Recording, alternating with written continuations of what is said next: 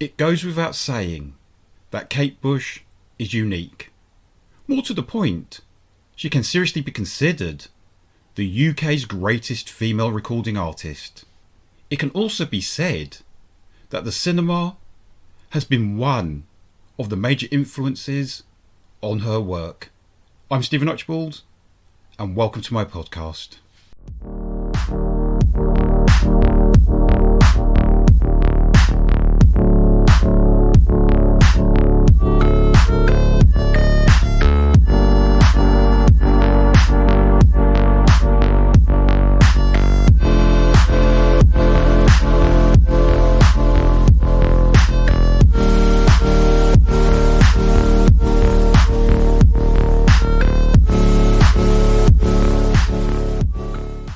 Hello to you, and welcome to my podcast, They Came From Within, Cult Movie Reviews.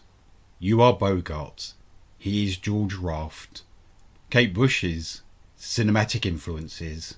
Even though I was only 10 years old when Kate Bush burst onto the music scene in February 1978 with Wuthering Heights, her emergence made a profound impression on me, as it did on many others.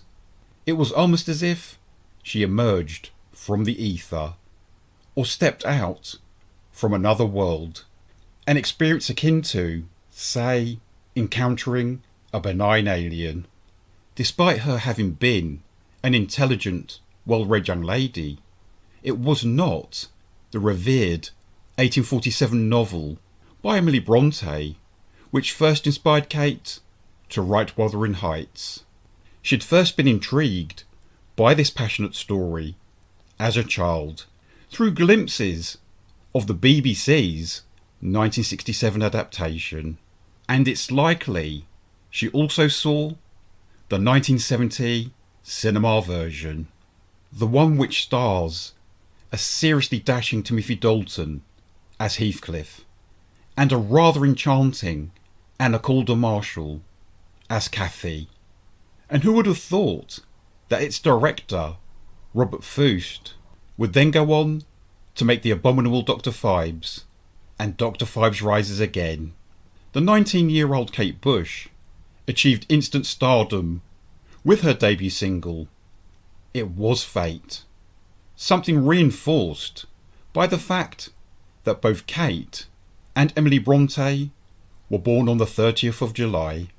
Kate's third single, Hammer Horror, was a direct tribute to the films crafted by the legendary studios that dripped blood, and other early singles such as The Man with the Child in His Eyes and Wow are accompanied by the type of exquisite orchestral arrangements you'd find on the soundtrack of a quality movie. Outside of ELO, this was something quite rare in late 1970s popular music. On Kate's third studio album, Never Forever, there's a typically atmospheric track called The Infant Kiss. It's based on the 1961 movie The Innocents, which starred Deborah Kerr, and is itself an adaptation of Henry James's ghost story, The Turn of the Screw. Although it originally received mixed reviews, Miss Bush's fourth studio album, The Dreaming, is highly praised these days. All the tracks on it have a cinematic feel, but none more so than its closing number, Get Out of My House. Inspired by The Shining, the song was, surely, also influenced by Stuart Rosenberg's The Amityville Horror, which starred Margot Kidder and James Brolin, and was released in 1979. This song creeped me out, in a good way, when I first heard it, and I will willingly admit, its closing stages scared the bejesus out of me, when Kate started braying like a possessed donkey. It is also through most of Kate's pop promos that we see the silver screen's influence. The Touching Army Dreamers has a lyrical, yet strangely unsettling promo, showing young soldiers who will have their lives cut short needlessly, leaving behind grieving mothers. And Breathing offers up a post-apocalyptic world created by warring individuals who have little concern for our children or the environment. And at least two of the promos from the brilliant Hounds of Love album are deeply cinematic. Cloudbusting was conceived as a mini-movie and even features the fine Canadian actor Donald Sutherland, who was taking a break from filming Hugh Hudson's troubled movie Revolution. There is no way to explain all the things I feel. I feel weak, I feel weird, just like I'm not even real. And the album's title track has a sumptuous promo video based on Alfred Hitchcock's The 39 Steps from 1935, and the Hounds of Love's opening lines, "It's in the trees, it's coming," are lifted from Jacques Tourneur's wonderful movie Night of the Demon, which was made in the UK in 1957. Incidentally, this promo video was directed by Kate Bush herself, and Kate's music is also linked with a few movies. Her song, Be Kind to My Mistakes, was used in Nicholas Roeg's 1986 flick Castaway, the movie which features the lovely Amanda Donohoe being trapped on an uninhabited island with none other than Oliver Reed. It's rumoured that Kate was asked to play the role filled by Amanda, but the film's frequent nudity would have undoubtedly put her off, and Kate's beautiful song, This Woman's Work, was the best thing about John Hughes' 1988 film She's Having a Baby. The song subsequently appeared on her fabulous 1989 album The Sensual World. And in 2007, Kate wrote the song Lyra for the fantasy movie The Golden Compass, starring Nicole Kidman and Daniel Craig.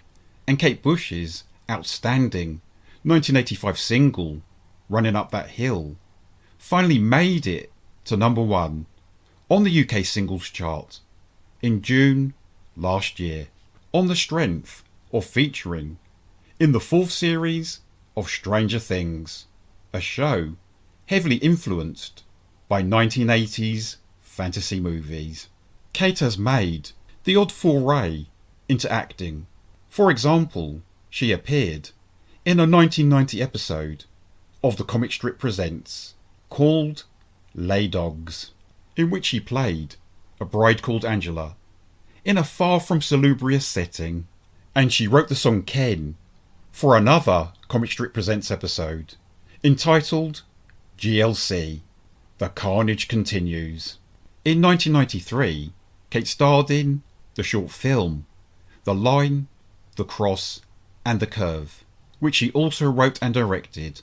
This short film is tied in with Kate's album The Red Shoes, as well as with the gorgeous 1948 film of the same name, made by Michael Powell and Emmerich Pressburger. And, as I already mentioned in my relevant James Bond podcast, Kate turned down the chance to record the theme tune for Moonraker. Returning to the subject of promo videos, to promote the release of her first compilation album, The Whole Story, in 1986, Kate released the song Experiment 4. Its promo perfectly captured the spirit of the old Quatermass movies and TV serials, with its theme of scientists forced by the military to invent a sound that can kill. And so, from the very beginning, there's been a lovely symbiosis between Kate Bush's music and the visual arts. Long may it continue. I'm Stephen Archibald, and thank you very much for listening to my podcast. They Came From Within, Cult Movie Reviews. Please take good care of yourself, and goodbye for now.